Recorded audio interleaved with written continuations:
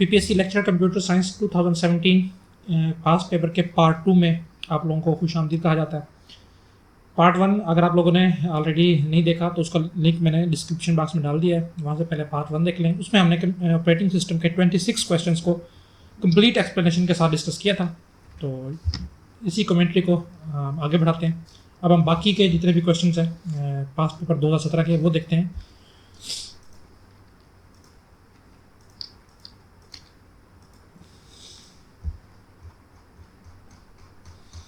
तो ये 26 क्वेश्चन हमने कर लिए थे, 27वें से हम स्टार्ट लेते हैं। तो देखते हैं जी 27वां क्वेश्चन कौन सा है।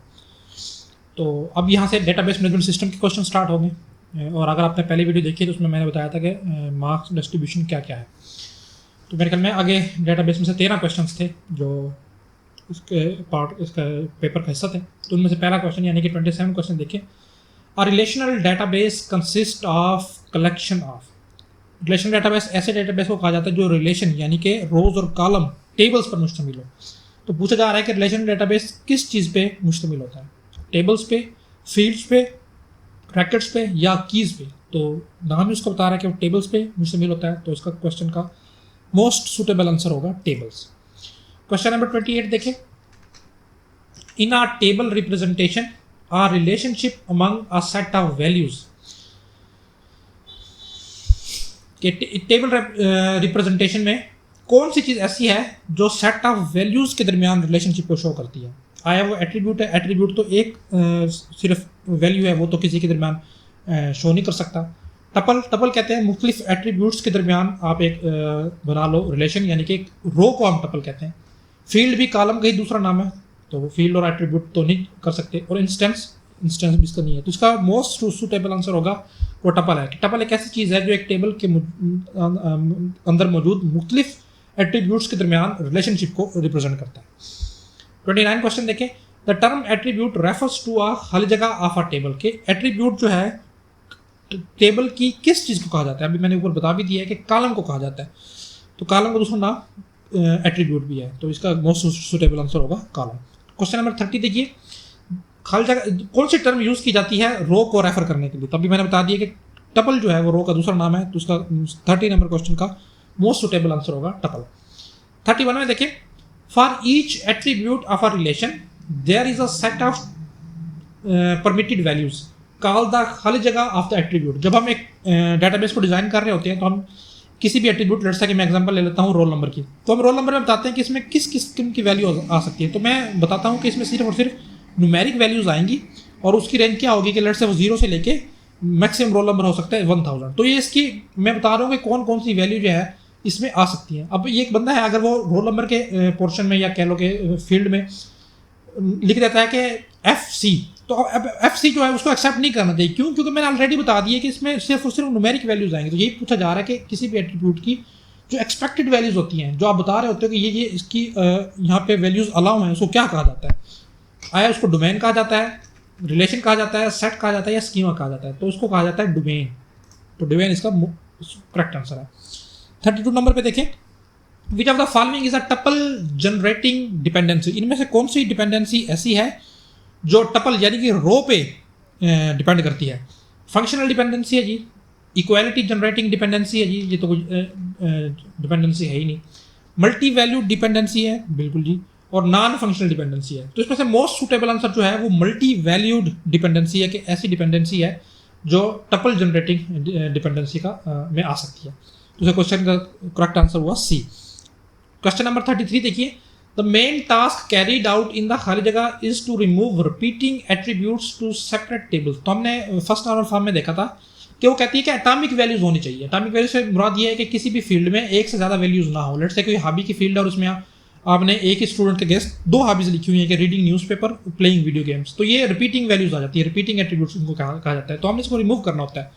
तो ये पूछा जा रहा है कि कौन सी नॉर्मल फॉर्म में हमने रिपीटिंग एट्रीब्यूट्स को रिमूव किया जाता है। तो ये है first normal form. Question number 34 देखें। Which of the normal form is based on multi valued dependency. इनमें से कौन सी नॉर्मल फॉर्म ऐसी है जो मल्टी वैल्यू पे डिपेंड करती है। फर्स्ट है ये एटॉमिक वैल्यूज पे करती है, सेकंड जो है पार्शियल डिपेंडेंसी पे करती है, थर्ड जो है ये ट्रांजिटिव डिपेंडेंसी पे करती है। तो हमारे पास लास्ट ऑप्शन 4th ही है जो कि मल्टी वैल्यू डिपेंडेंसी पे बेस करती है। क्वेश्चन आंसर, इसका क्वेश्चन का सही आंसर है डी ऑप्शन यानी कि फोर्थ। क्वेश्चन नंबर 35 देखें, which form has a relation that possess data about an individual entity. इनमें से कौन सी नॉर्मल फॉर्म ऐसी है कि जो एक इंडिविजुअल एंटिटी से रिलेटेड डाटा को पोजेस करती है? Second normal form, third normal form, fourth normal form. तो ये भी हमारे पास फोर्थ नॉर्मल फॉर्म है। क्वेश्चन नंबर 36 देखें, which of the following has each related entity set has its own schema. कौन सी चीज़ ऐसी है जिसका अपना स्कीमा होता है? And there is an additional schema for the relationship set, और रिलेशनशिप सेट के लिए भी अलग से एक स्कीमा होता है। तो मैनी टू मैनी रिलेशनशिप की ये खसूसियात है कि उसमें जो भी एंटिटीज इन्वॉल्व होती हैं उनका अपना एक स्कीमा होता है, और रिलेशनशिप सेट के लिए भी अलग से एक स्कीम होता है। तो मैनी टू मैनी हम देख लेते हैं, फर्स्ट ऑप्शन पे है कि many to many relationship set में ये चीज़ मौजूद होती है। इस तरह इससे मिलता जुलता एक और है जो क्वेश्चन नंबर 37 पे आया हुआ है, in which of the following a separate schema. उसमें भी हमारे पास ये था कि हर एंटिटी का होना चाहिए। तो इसमें देखते हैं, अ separate schema is created consisting of that attribute and the primary की ऑफ द एंटिटी सेट। ये इसमें थोड़ा सा चेंज है। तो ये हमारे पास मल्टी वैल्यूड में होता है कि प्राइमरी की के साथ मिला के जो एंटिटी सेट का स्कीमा बनाया जाता है। तो वो ऑप्शन बी हमारे पास है, मल्टी वैल्यूड एट्रीब्यूट। तो ये इसका करेक्ट आंसर है। 38 में देखें, in second normal form, second normal form में हमें पता है कि पार्शियल डिपेंडेंसी नहीं होनी चाहिए। तो नो फंक्शनल डिपेंडेंसी, नहीं ये नहीं है। नो मल्टी वैल्यूड डिपेंडेंसी, नहीं ये भी नहीं है। नो पार्शियल फंक्शनल डिपेंडेंसी, जी ऑप्शन सी इसका करेक्ट आंसर है। 39 में देखें, हर जगह can help us detect poor ER design, कि इनमें से कौन सी चीज़ हमें हेल्प कर सकती है अगर हमारा एंटिटी रिलेशनशिप डिज़ाइन जो है वो अप टू द मार्क नहीं है। फंक्शनल डिपेंडेंसी को हमने पढ़ते हुए देखा था कि इसका मेन काम यही होता है कि वो ईआर डिज़ाइन में हेल्प करती है।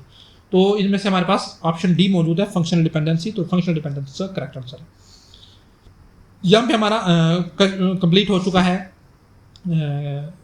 डेटाबेस का पोर्शन। आगे से हमारा सॉफ्टवेयर इंजीनियरिंग का पोर्शन स्टार्ट हो रहा है। तो क्वेश्चन नंबर 40 देखें, पहला जो क्वेश्चन है सॉफ्टवेयर इंजीनियरिंग के पोर्शन से, build and fix model is suitable for programming exercise of her जगह लाइन ऑफ कोड। के अगर आप एक प्रोग्राम बना रहे हो उसमें कितनी लाइनें हैं तो आप बिल्ड एंड फिक्स मॉडल जो है वो यूज़ कर सकते हो। बिल्ड एंड फिक्स मॉडल का मैं थोड़ा सा ओवरव्यू दे दूँ तो इसमें ये होता है कि आपको कोई प्लानिंग की जरूरत नहीं है। आपको जो चीज़ समझ आती है आप बनाओ और उसको टेस्ट करो। जब आप डिबग करोगे आपको पता चल जाएगा क्या क्या इसमें मसले मसाइल हैं, तो आप उन मसले मसाइल को फिक्स करो।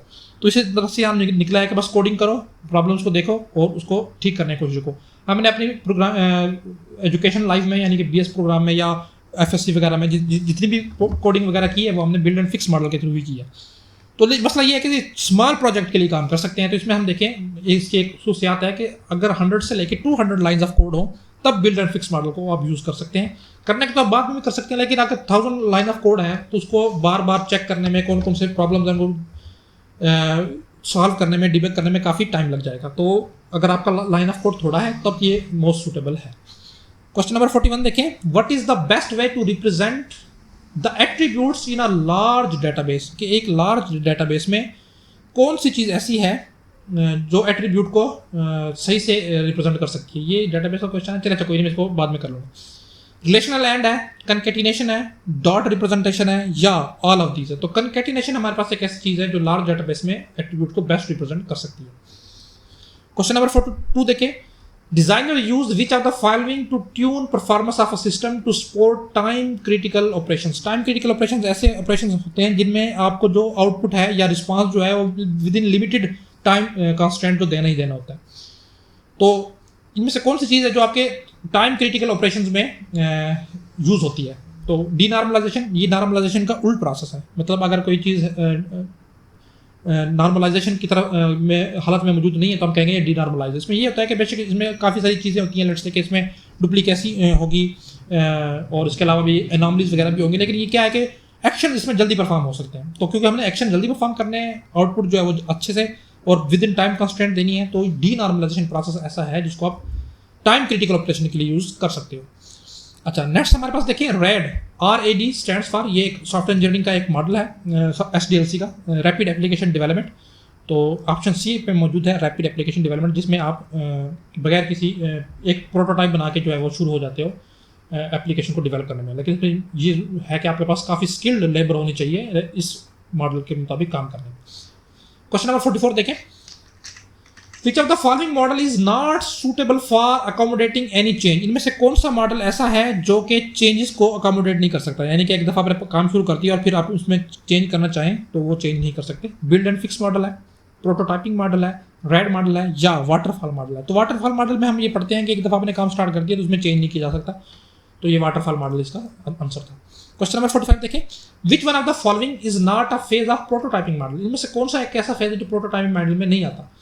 क्विक डिज़ाइन ये बिल्कुल आता है, कोडिंग हाँ कोडिंग इसमें नहीं आती, क्यों, प्रोटोटाइप मॉडल में क्या होता है कि आप एक लाइव उसका कह लो कि यूजेबल एंटिटी कह लो या मॉडल कह लो वो डेवलप करते हो, तो उसमें कोडिंग का नहीं आता, कोडिंग बाद में होती है जब वो एक्सेप्ट या रिजेक्शन के फेज के बाद आती है।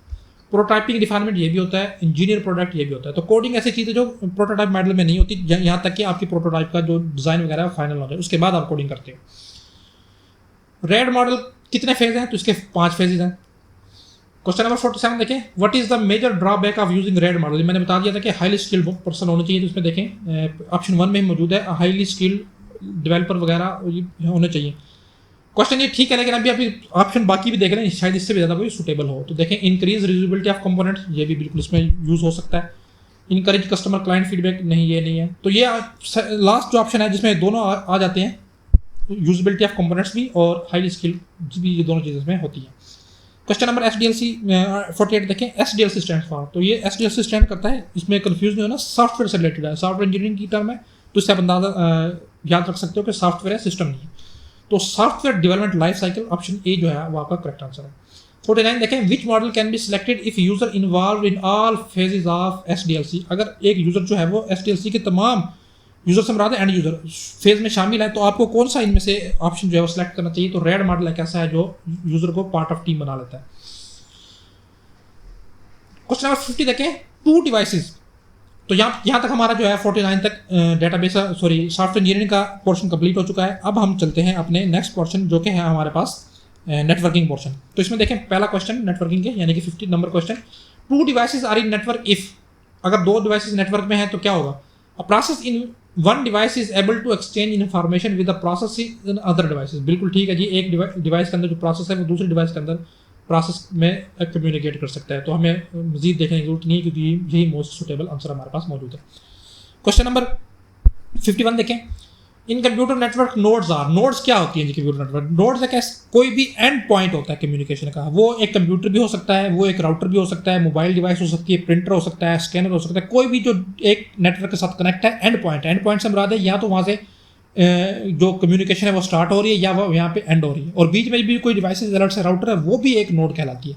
तो अब हम देखते हैं कि क्या क्या ऑप्शन है। The computer that originates the data, हाँ जी बिल्कुल है। The computer that routes the data, यानी कि राउटर वगैरह, बिल्कुल है। The computer that terminates the data, जहाँ पे एंड होता है, बिल्कुल है। तो ऑल ऑफ दिस इसका मोस्ट सुटेबल आंसर है।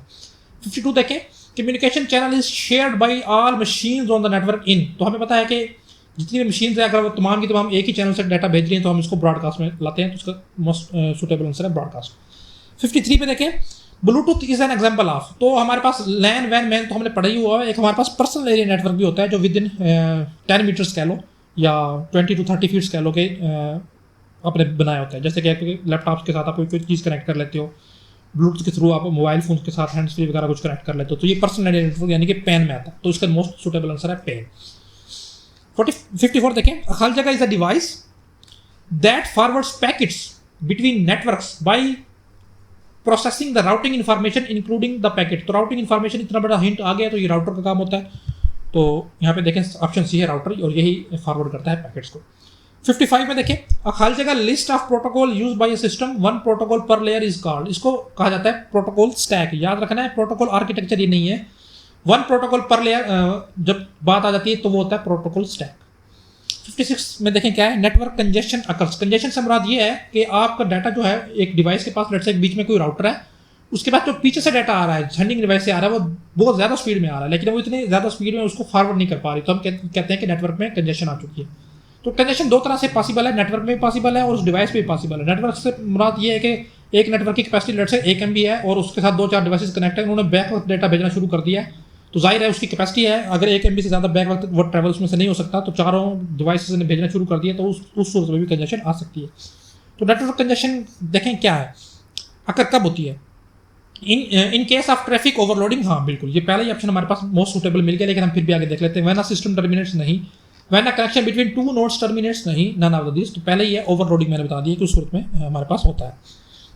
57 देखें, which one of the following x tends a private network across a public network. ये वर्चुअल प्राइवेट नेटवर्क की डेफिनेशन है कि एक ऐसा नेटवर्क होता है जो अनसिक्योर नेटवर्क यानी कि पब्लिक नेटवर्क के दरमियान में से एक प्राइवेट नेटवर्क बना देता है। तो ये वर्चुअल प्राइवेट नेटवर्क यानी कि वीपीएन जो आप लोग भी यूज़ करते हो, जो आपके कनेक्शन को सिक्योर करने के लिए यूज होता है। 58 में देखें, the network layer concern with network layer. ये मैंने अपने कोर्सेज के दौरान, सेशन के दौरान भी बताया था कि हर लेयर पे डाटा को जो है मुख्तलिफ नाम देते हैं। फिजिकल लेयर पे लेट से डाटा को हम कहते हैं बिट्स की फॉर्म में है। उसके ऊपर डाटा लिंक लेयर के फॉर्म, डाटा लिंक आ जाता है, हम कहते हैं कि वो फ्रेम्स की फॉर्म में है। और नेटवर्क लेयर पे जब डाटा आता है तो हम कहते हैं पैकेट्स की फॉर्म में। इसी तरह जब वो इससे ऊपर ट्रांसपोर्ट लेयर पे मूव करता है तो हम कहते हैं कि हम सेगमेंट्स की फॉर्म में डाटा आ जाता है। तो इसमें नेटवर्क लेयर में पूछा है कि डाटा किस फॉर्म में होता है, तो ये इसका आंसर था हमारे पास पैकेट्स। 59 देखें, which of the following is not a function of network layer. इनमें से कौन सा फंक्शन है जो नेटवर्क लेयर परफॉर्म नहीं करती। नेटवर्क लेयर में आईपी प्रोटोकॉल काम करता है, तो राउटिंग फॉरवर्डिंग वगैरह जितना भी है वो सारे के सारे इसी लेयर पे परफॉर्म होते हैं। हम देखते हैं राउटिंग, बिल्कुल जी राउटिंग तो है। अच्छा, उसके अलावा देखें इंटर नेटवर्किंग, ये भी बिल्कुल उसका काम है। कंजेशन कंट्रोल, ये भी बिल्कुल उसका काम है। तो नन ऑफ दीज इसका मोस्ट सूटेबल आंसर है 59 का। 60 में देखें, the 4 byte IP address consist of. हमें पता है कि IPv4 का जो एड्रेस है वो 32 बिट्स यानी कि 4 बाइट पे मुश्तमिल होता है, और उनमें से एक पार्ट आपका होस्ट पार्ट होता है, वो वेरी करता है क्लास टू क्लास, और एक आपका नेटवर्क पार्ट होता है, वो भी वेरी करता है कि कितने ऑक्टेट पे मुश्तमिल है। तो इसमें पूछा गया कि 4 बाइट का जो आईपी एड्रेस है किस किस पे कंसिस्ट होता है। नेटवर्क एड्रेस, हाँ, जिसमें नेटवर्क एड्रेस भी होता है, होस्ट एड्रेस, दोनों बिल्कुल होते हैं। तो बोथ ए एंड बी इसका मोस्ट सूटेबल आंसर है। क्वेश्चन नंबर 61 देखिए, in virtual circuit network each packet contains. Virtual circuit जो है वो हमारे पास एक स्विचिंग की टेक्निक्स है, पैकेट स्विचिंग में आती है। तो उसमें वो पूछा जा रहा है कि वर्चुअल नेटवर्क में हर पैकेट के साथ क्या होता है। हमें पता है कि हर पैकेट के साथ एक VC नंबर होता है जिसको VCID बोला जाता है। तो फुल सोर्स और डेस्टिनेशन नहीं, ये नहीं होता, अ शॉर्ट VC नंबर, हाँ जी बिल्कुल ये होता है हमारे पास 61 का सेकंड ऑप्शन। 62 का देखें, which one of the following routing algorithm can be used for network layer design. इनमें से कौन से एल्गोरिथम ऐसे हैं जो जिनको आप नेटवर्क लेयर डिजाइन के लिए यूज कर सकते हो। हमने काफी सारे पढ़े थे। शॉर्टेस्ट पाथ एल्गोरिथम है यानी कि डाइकेस्ट्रा वगैरह, लिंक स्टेट वेक्टर राउटिंग है, डिस्टेंस वेक्टर है, ये सब के सब हम यूज कर सकते हैं। तो ये है ऑल ऑफ द मेंशन। 63 का देखें, the network layer protocol of internet is Ethernet. Internet protocol, मैंने बताया था कि नेटवर्क लेयर पे आईपी प्रोटोकॉल यानी कि इंटरनेट प्रोटोकॉल काम करता है, तो ये इसका ऑप्शन भी करेक्ट आंसर है। 64 पे देखें, जो नेटवर्क के पोर्शन का हमारे पास लास्ट क्वेश्चन है, ICMP internet control message protocol use होता है कंट्रोलिंग पर्पज के लिए, एरर और डायग्नोस्टिक फंक्शन के लिए। तो ये पूछा गया कि किस मकसद के लिए प्रोटोकॉल यूज होता है, तो मोस्ट सुटेबल आंसर आपके पास है ऑप्शन 1। यहाँ से 65 से हमारे पास नेक्स्ट जो है वो आगे स्टार्ट हो रहे हैं कंपाइलर कंस्ट्रक्शन के क्वेश्चंस। तो इसमें हम देखते हैं कौन कौन से हैं। तो कंपाइलर कंस्ट्रक्शन के फेजेस हैं, उनमें से एक लेक्सिकल एनालिसिस फेज है। तो उसका पूछा गया है कि लेक्सिकल एनालाइजर टेक्स। तो हमें पता है कि लेक्सिकल एनालिसिस में क्या होता है कि आपको सोर्स कोड दिया जाता है और ये फेज जो है उसके अगेंस्ट आपको टोकन्स प्रोवाइड करता है। टोकन्स क्या है, एक सीक्वेंस ऑफ कह लो कि वर्ड्स है, या जैसे कि इंट है वो एक सीक्वेंस है तो उसका एक अलग टोकन बनेगा, एक्स वगैरह वगैरह कोई है, फ्लोट है उसका अलग टोकन बनेगा। तो सोर्स कोड को लेता है और टोकन जनरेट करता है। तो ऑप्शन 1 जो है ए मेरे पास इसका मोस्ट सूटेबल आंसर है। 66 देखें, पार्सिंग, ये एक और फेज है। पार्सिंग का सिंटैक्स एनालिसिस भी कहा जाता है। तो ये पूछा गया कि पार्सिंग का दूसरा नाम क्या है, सिंटैक्स एनालिसिस। 67 में देखें, a compiler program written in high level language is called. हमें पता है कि जो प्रोग्राम हाई लेवल लैंग्वेज में लिखा हुआ उसको सोर्स प्रोग्राम कहते हैं, और जब वो कंपाइलर उसको कन्वर्ट कर देता है लो लेवल लैंग्वेज में तो उसको ऑब्जेक्ट प्रोग्राम, ऑब्जेक्ट कोड बोला जाता है। तो सोर्स प्रोग्राम इसका हमारे पास ठीक आंसर है। 68 में देखें क्या लिया गया है, the number of pixel stored in frame buffer of a graphic system is known as. ये क्वेश्चन लिया गया है कंप्यूटर ग्राफिक्स से। तो हमें पता है कि जितने पिक्सल्स हों वो रेजोल्यूशन कहलाते हैं, तो ये बताया गया है कि रेजोल्यूशन कहा जाता है उसको। 69 ये अगेन कंप्यूटर ग्राफिक्स से लिया गया है। In graphical system the array of pixel in the picture are stored in. आपको पता है कि ये पिक्सल जो है किसी भी अरे उसके पिक्चर के वो स्टोर होते हैं बफर में। बफर मेमोरी ही है लेकिन इसको हम स्पेशल नाम देते हैं फ्रेम बफर। तो फ्रेम बफर में स्टोर होते हैं। 70 which are the following is key characteristics of hacker. Hacker की इनमें से कौन सी खुशियात है। Afraid to say that do not know the answer, नहीं, हैकर ये कभी भी नहीं कहेगा। Willing to find answer on their own, वो उनमें एक क्यूरियोसिटी होती है कि वो क्वेश्चंस का अपने आप से आंसर ढूंढे, हाँ ये हो सकती है। Not willing to find answer on their own, नहीं जनाब, ऑल ऑफ दिस नहीं। तो बी ऑप्शन हमारे पास मोस्ट सूटेबल है, यानी कि खुद से वो जवाब ढूंढने की कोशिश करते हैं। 71 में देखें, which are the following focuses on delivery of previously unknown properties of the data. इनमें से कौन सी एक ऐसी चीज़ है जो डाटा में से ऐसे पैटर्न्स को निकालती है जो हमें पहले नहीं पता होता। डाटा माइनिंग, हाँ जी बिल्कुल है। बिग डाटा नहीं तो डाटा की टाइप है। डाटा रैंगलिंग नहीं, ये भी एक टेक्निक है लेकिन ये अननोन पैटर्न नहीं निकालती। मशीन लर्निंग नहीं, ये भी नहीं। तो डाटा माइनिंग हमारे पास एक ऐसा ऑप्शन है जो आपके दिए गए डाटा में से आपको यूजफुल इंसाइट निकाल के देता है। 72 देखें, which process model should be used in virtually all situations of web engineering. यहाँ से वेब पोर्शन शुरू हो रहा है, वेब सिस्टम। ये थोड़ा सा मुश्किल था पास पेपर में। तो पूछा जा रहा है कि इनमें से कौन सा मॉडल आप यूज करेंगे all situation of web engineering. जब वेबसाइट बना रहे हो तो उसमें क्या होता है कि हम पहले जो जरूरी चीज़ें हैं वो डेवलप कर देते हैं। उसके बाद जब जैसे जैसे हमें पता चलता रहता है कि ये भी चीज़ होनी चाहिए, वो हम इसमें मजीद ऐड करते रहते हैं। तो वाटरफॉल तो बिल्कुल भी नहीं है, स्पाइरल भी नहीं है। इंक्रीमेंटल मॉडल हमारे पास ऐसा था जिसमें आप जो पहले जो यूजफुल फंक्शनलिटीज है वो प्रोवाइड कर दो और बाकी बाद में ऐसा ऐसा ऐड करते रहो। तो इंक्रीमेंटल इसका मोस्ट यूजफुल आंसर है। 73 देखें, which analysis is a part of analysis model of the web engineering process. इनमें से कौन सा एनालिसिस जो है वो एक वेब इंजीनियरिंग प्रोसेस में शामिल होता है। कंटेंट एनालिसिस, बिल्कुल आप वेबसाइट बनाने से पहले कंटेंट का एनालाइज करते हो। इंटरेक्शन, बिल्कुल यूजर इंटरेक्शन देखते हो। फंक्शन, बिल्कुल ये भी। तो इसका जवाब हुआ ऑल ऑफ दीज।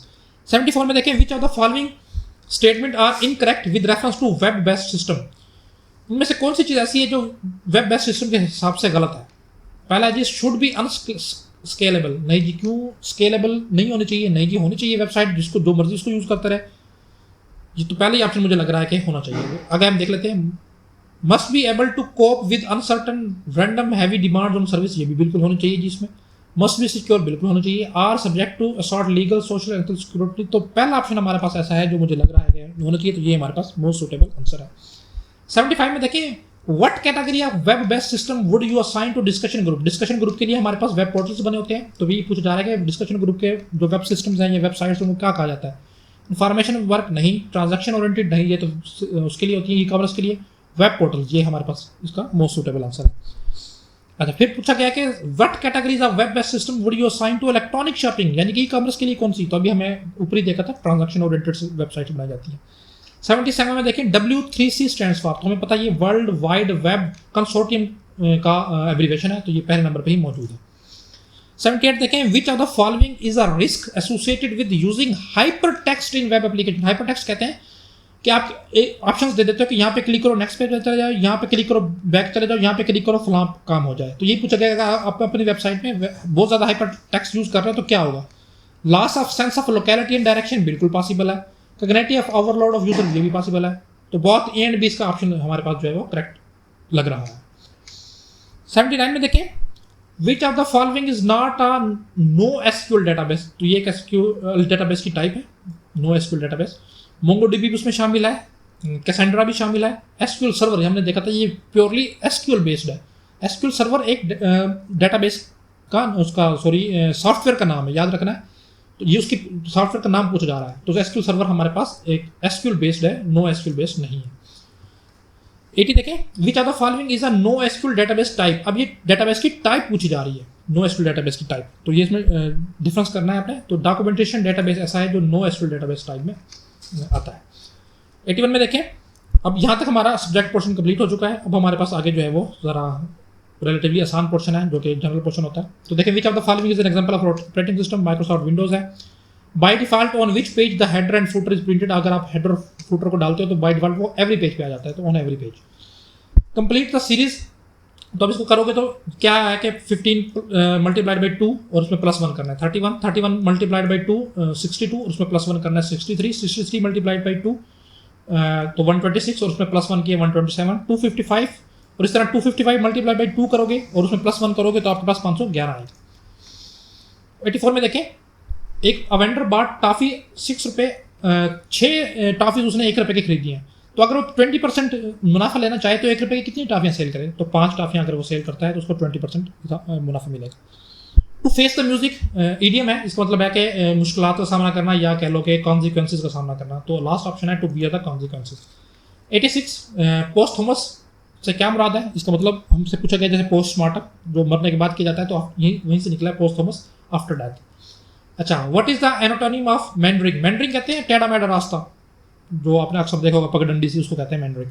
तो स्ट्रेट इसका उल्टा है हमारे पास। अच्छा 88 में देखें find the correctly spelled word, तो इसमें डिकोटोमी ऑप्शन सी जो है वो करेक्टली स्पेल्ड वर्ड है। अच्छा 89 पे देखें to which fruit is plantain is similar to, plantain एक बनाना की टाइप का फ्रूट होता है, थोड़ा सा उससे शेप में थोड़ा सा अलग होता है और प्योरली ग्रीन कलर का होता है, लेकिन होती है उसकी शेप बनाना टाइप है, तो बनाना इसका करेक्ट आंसर है। 90 में देखें exposure to sunlight is formation of body, हमें पता है कि जब हम विटामिन डी हमें सूर्य से मिलता है। Who was the first American president to resign while in office, तो वाटरगेट स्कैंडल में रिचर्ड निक्सन जो है वो हुए थे और उन्होंने पहले वो था जो उसने इस्तीफा दिया था, तो रिचर्ड निक्सन का नाम है। 92 the current capital of Kazakhstan is Astana, हमारे पास इस वक्त अस्ताना है, लेकिन पहला उससे पहले क्या था, तो अलमेटे है जो काजाकिस्तान का पुराना दारुल खिलाफा था।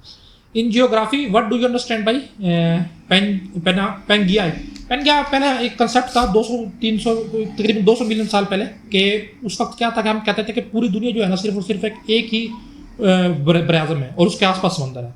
तो बाद में जब कुछ मज़र हुए तो उससे क्या हुआ कि वो जो एक बड़ा बराज़म था ना वो छोटे छोटे बराज़मों में तकसीम हो गया। तो ये जो पेंगाई एक टर्म है इसे हम सुपर कॉन्टिनेंट के लिए यूज़ करते हैं। 94 में देखें after partition of Bengal the capital of East Bengal and Assam was, Assam और ईस्ट बंगाल का जो कैपिटल है वो हमारे पास ढाका को रखा गया था पार्टीशन के बाद। 95 में देखें which was the official language during the Muslim rule in India, Muslim rule India में हमारे पास फारसी जो है वो लैंग्वेज थी ऑफिशियल, तो पर्शियन इसका करेक्ट आंसर है। 96 में देखें which of the following is not an Olympic sport, squash भी है, बैडमिंटन भी है और फेंसिंग भी है, तो रेसलिंग एक ऐसा खेल है हमारे पास जो ओलंपिक में शामिल नहीं है। 97 देखें the flag of which country is also known as Union Jack, इनमें से कौन से मुल्क का जो झंडा है उसको यूनियन जैक भी बोला जाता है, तो यूके हमारे पास एक ऐसा कंट्री है जिसके झंडे को जमहूरियत जैक यानी कि यूनियन जैक बोला जाता है। 98 देखें वाओ फोरम ऑफ एशिया, एक फोरम बना था एशिया का, which holds annual conference at Boao Hainan province, China में उसकी एनुअल कॉन्फ्रेंस हुई थी।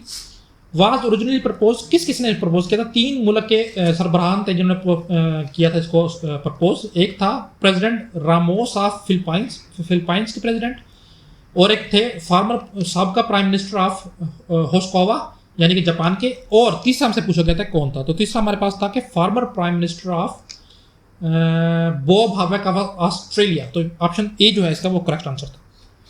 99 में देखिए तुर्की तमाम होना एक मुहावरा है, उसका क्या मतलब है, इसका मतलब ये है कि आपका घुमंड वगैरह जो है आपकी जो कह लो कि फ़ख्र है वो जाते रहना, तो गैर मुल्की सफ़र पर रवाना होना नहीं, बजट खत्म होना नहीं, कोशिश तरक कर देना नहीं, बहादुरी खत्म होना, ये इसका मोस्ट सूटेबल आंसर आ सकता है।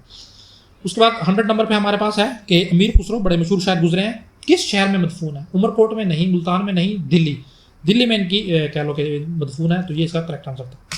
यहाँ तक हमारा जो है पार्ट सेकंड कंप्लीट हो चुका है, हमने लेक्चर कंप्यूटर साइंस 2017 पीपीएससी का जो है वो मुकम्मल कमेंट्री कह लो या कह लो कि एक्सप्लेनेशन के साथ डिस्कस कर लिया है। इंशाल्लाह नेक्स्ट लेक्चर में हम 2015 का पास्ट पेपर जो है कंप्यूटर साइंस का वो डिस्कस करेंगे। तब तक के लिए इजाज़त दीजिए, अल्लाह हाफिज़।